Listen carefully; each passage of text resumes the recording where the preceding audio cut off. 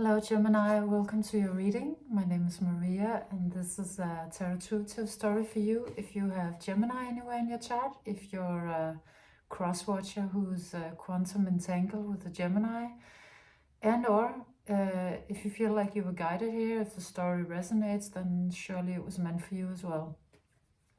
So I made your reading with 3 decks of cards: the Shaman's Dream Oracle card, the Muse Tarot, and the Zen Tarot.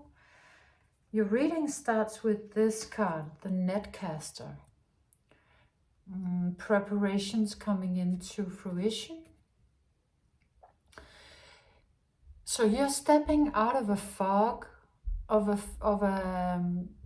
have been a mind fog or an emotional fog, or some period of your life where you had to be, it's also kind of, maybe you've been feeling like ghosts, like invisible to the world for a little while, or you've been drawn back from the world, because it looks like you sort of had some things to deal with, and it's probably had you a little bit maybe isolated, or just some area of your life has been very quiet or not moving, because there were some things in it that needed to be settled and healed. And it comes out mostly to me from this reading as either work/career or love/dating. So I would assume that it's one of these 2 areas in your life.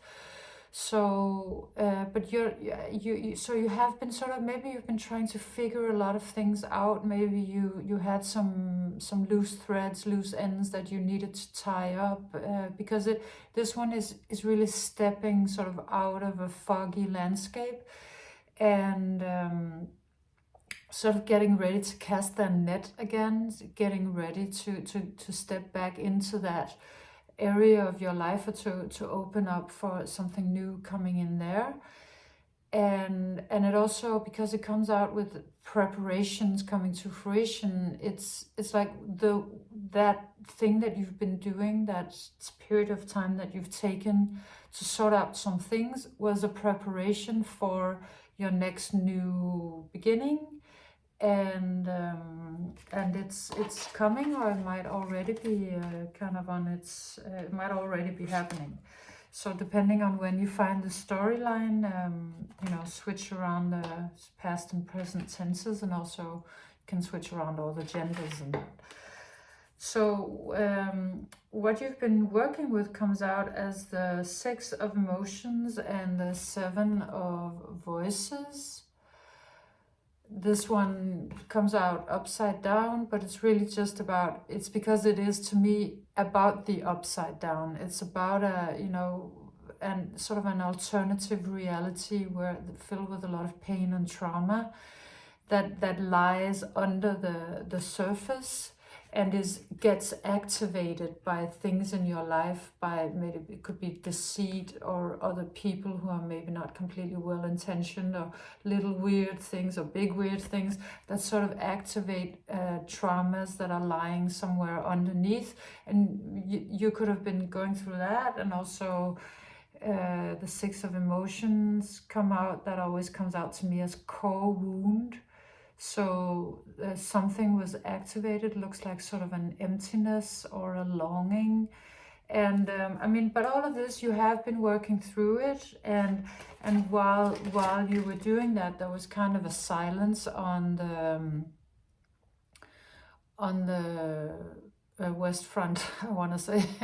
there was a silence in that area of your life, because the universe was giving you some peace to work with through these important things, and you could have been keeping your silence.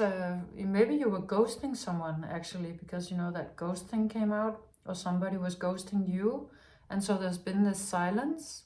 Yeah, I think that's actually gonna make sense to some of you, because then something happens. You come out with the Wailing Tree, reconciliation. So this could very possibly be, well, it is somebody or something from your past coming in. It could be several somebodies or several things from your past re-emerging, or you re-engage with each other, because reconciliation is about, you know, somebody you already knew who kind of shows up. And it shows up with this wailing tree, so it doesn't look necessarily completely super great right off the bat, because I mean, a wailing tree is a very beautiful tree. Normally this kind of looks like it's a little bit on fire, or it also sort of looks slightly like an atomic bomb to me. But, and then there's this figure in here that looks like it's in agony. So somebody comes in that, or something that has maybe a history of pain. You might have a shared history of pain. It doesn't look like it's a completely easy energy for sure, but nevertheless, it does come in sort of, comes in with some other types of energies, with the Page of Materials and the Seven of Emotions.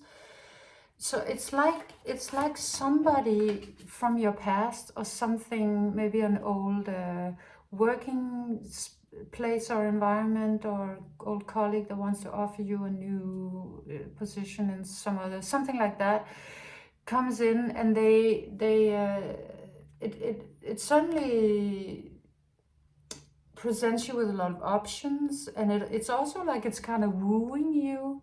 So if you see it, just to me, this card today sort of comes out as somebody, well, telling you about how great it's gonna be, and how wonderful it is, and or how wonderful they are, or how wonderful you are. So you could be receiving some great job offer, or some headhunter is promising you the sun and the moon, or somebody's coming out to, and is sort of, or this, you know, this person from your past, or persons, there might be several, because it does look slightly like that, like you're sort of, you know, this silence was lifted, and then everybody's like, hi.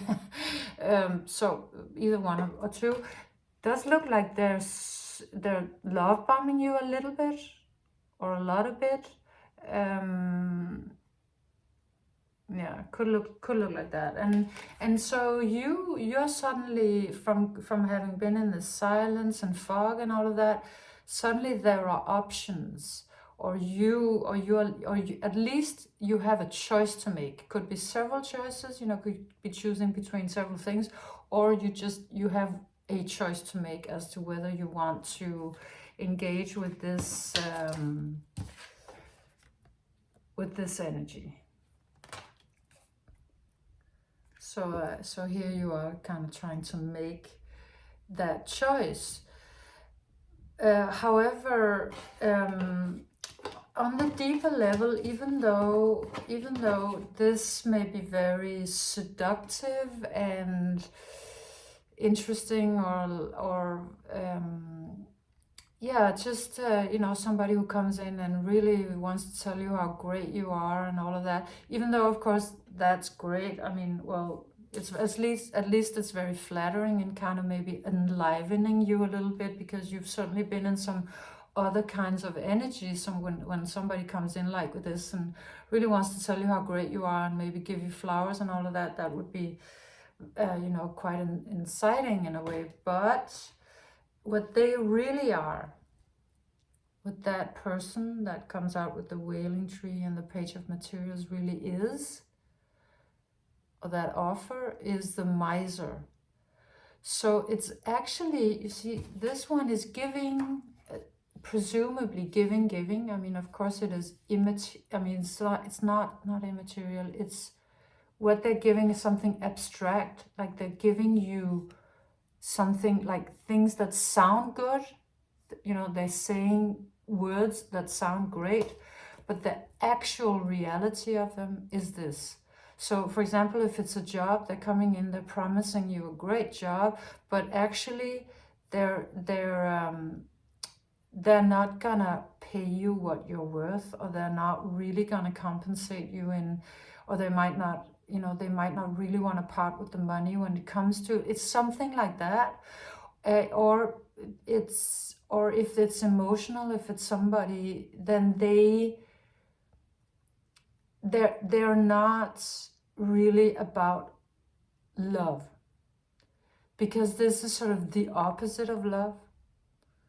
This is miserly, stingy, closed off, territorial. It's just in every way it's the opposite of love. Love is expansiveness, sharing, generosity, openness, vulnerability. And on the deepest level, this one is not. They're not that. They're kind of like a frightened individual, or a greedy company, something like that. But I mean, they come in with a lot of promise, and there is sort of an idea that you have, or that they install in you, or maybe sort of a feeling you have that this could be really great.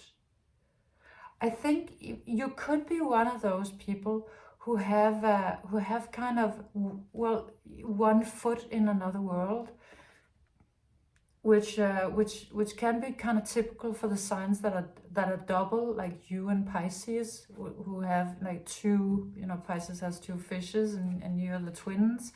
So you could have like one foot in another world, in a world of potential, and so you see a great potential, because you have a foot in that world of where you see possibilities, where you see another timeline could play out with this one, a timeline that would just be gorgeous, that would be about, this one, the sky bridge, is possibility for union, sort of rising, ascending together and creating union. And this card, Four of Inspiration, which is the Four of Wands, sort of a card of harmony and community and being together and family, beauty, love.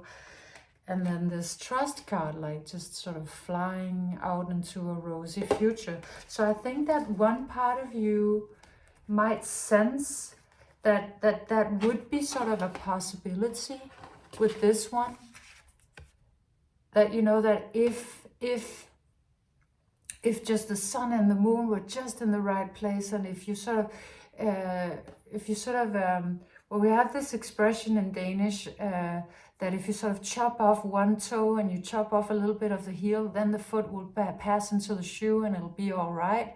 I don't know, there's probably an expression like that in your language, but it's just to say that it's like this maybe is possible sort of in another reality. You see that potential. It's incredibly enticing, compelling, seductive. I mean, of course, you would want this if it was available, except, the question is that available in 3D, or is that only available sort of on a soul level in another life or in another dimension? And it's like a near win. I saw a documentary once about gambling addicts and what it actually means and how it works. Like, how does it work with these people who are, I don't know if there's another word. In Danish, it's called ludomania. Maybe that also exists in English. Let's say it does. So, having that sort of disease, that addiction to game and playing and gambling, so I saw this documentary. It was about their psychology, and what the psychologists that was studying them had found out is that they have no experience of loss. They only ever have near win experiences. So that's why they keep being drawn back to it, because it was almost there last time. It wasn't I lost. It was like, it was so close. It was so close. It's just, that little ball just had to land in second after, you know, hole, and I would have won the roulette, or I just needed that one ace, and, you know, I would have had my royal flush, or so because of having this mindset of near win, it just keeps drawing them back, because they also always have this feeling like it's almost in my hand, it's almost there, just one more and it'll be there. Where sort of people who don't have that addiction, they're like, oh, I lost. Okay, yeah, not going back, you know, until the next time when I have some money and I'm okay with losing them, and, you know, something like that. So it's like this. If you were to pursue this, it would be from the position of like you would pursuing it because it's a near win. Like it's almost like everything is there. That job offer is so good, or that person is like kind of so perfect, except for the fundamental flaw, which is that it's actually a loss, which is that it's actually not great. And you, in your wisdom, you recognize that. You refuse the call. Or you will, you know, depending on where you are on this timeline, because it's sort of a story. This card comes out as you saying no to something that is incredibly tempting, and it just, you know, it's really a near win. It's almost there. In another timeline, in another life, it would work, except, you know, there's just a little problem of that one being unable to love, or being unable to actually pay your salary. There's just that one little thing. Otherwise, it's perfect. And this really comes out as you having just the insight and the life wisdom, maybe having gone through this, a situation type like that with other people, or even with the same person or company, because it is somebody you already know. You're just like, no, it looks good, it would be great, you know, if that was possible in this life, but really, I'm not going there. It's just way too pie in the sky. I'm not gonna do it. It's incredibly seductive. It's incredibly enticing. You know, it has a lot of promise, but I know better. You know, I've learned something in this life, and I've learned to not do that, to not go for somebody or something just because of the potential, and kind of not looking at what the actual fact is in the real world. And you know, when this came out and I realized this was you, Gemini, saying, no, this is not good, I'm not doing that.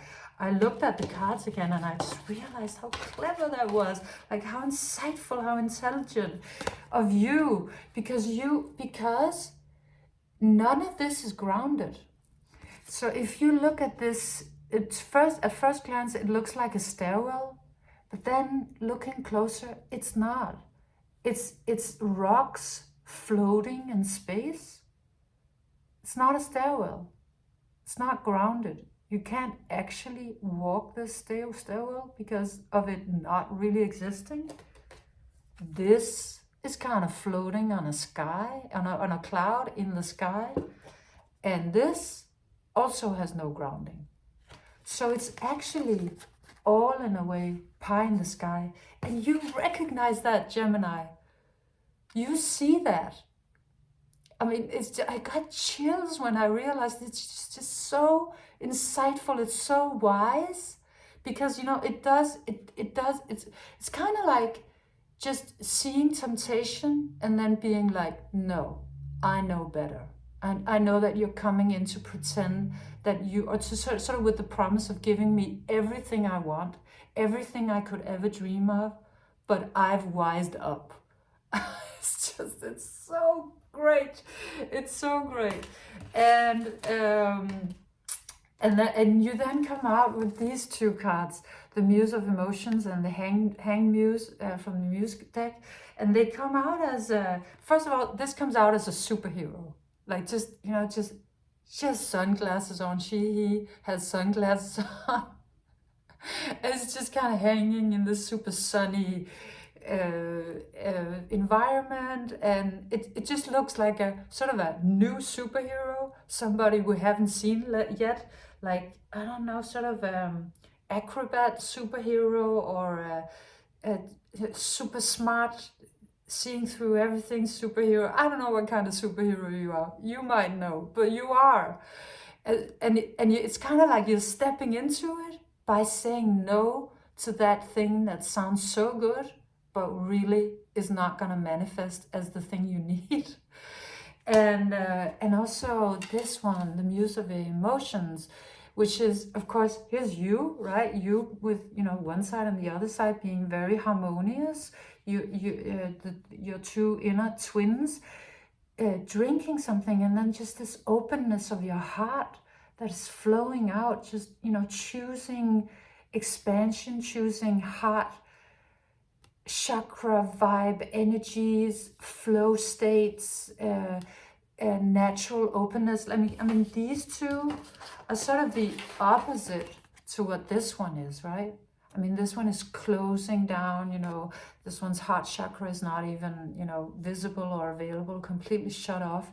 Here's you just pouring of your, just out of generosity and graciousness.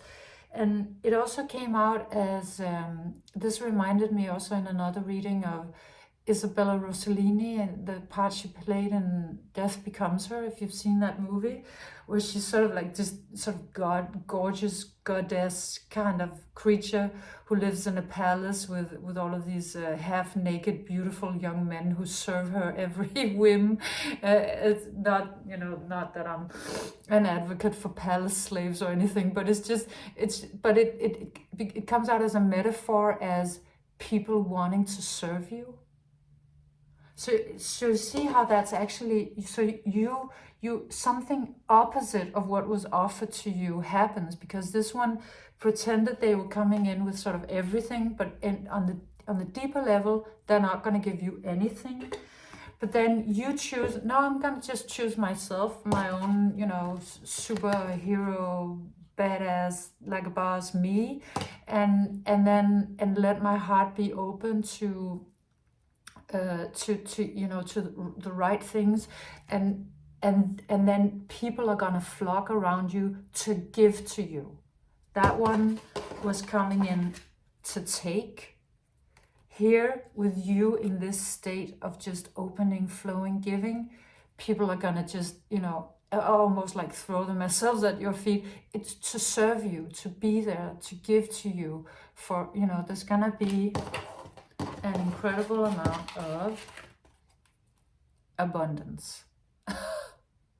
So this choice that you're making by refusing that call is just, I mean, it's stunning. You come out with this card, which is so great, and you'd think that would be enough.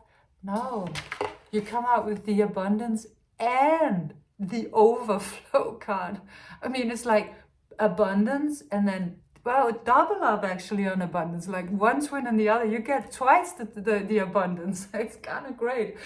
And it also, I mean, it's so beautiful. This one looks like sort of Atlantis rising from the depth. So like it's an ancient civilization or some lost knowledge, something that is sort of rising up from the depths of your consciousness, of from emotions, because of you having made this great choice. So it's also almost like over abundance in material.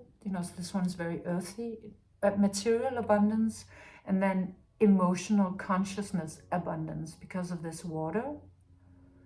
And then ending your reading with you just moving forward with so much passion and power and freedom.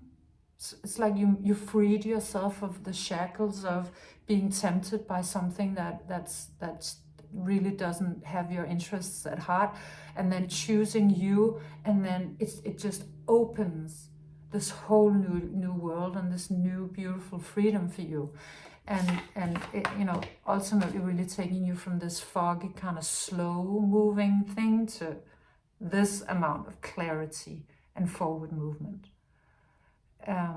So I mean, I just thought this was such a great message. You know, you're doing so well. Spirit is super happy with your choices, and so either wherever you are in this storyline, I mean, it's just very clearly gonna work out so great for you. So so yeah, this was your reading, Gemini. I hope you enjoyed it. If you did, leave me a thumbs up, and please let me know if it resonated. And you know, I'm always super happy to read your comments. So thanks for being here, and come back again soon. Bye.